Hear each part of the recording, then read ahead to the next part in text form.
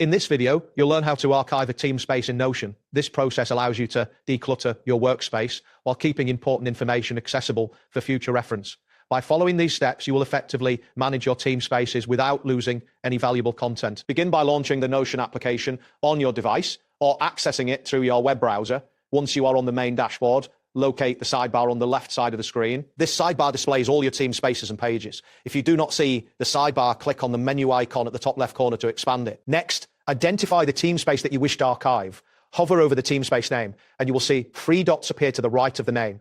Click on these 3 dots to open a drop-down menu that provides various options related to that Teamspace. From the drop-down menu, select the option labeled Archive.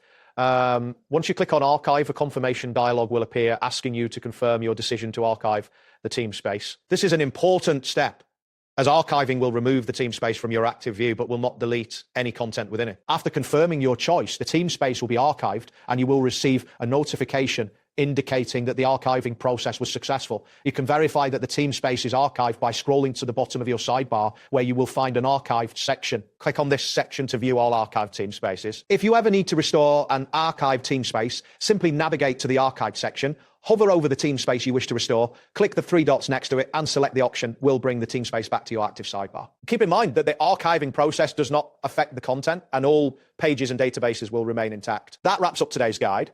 Thanks for watching, and catch you in the next tutorial.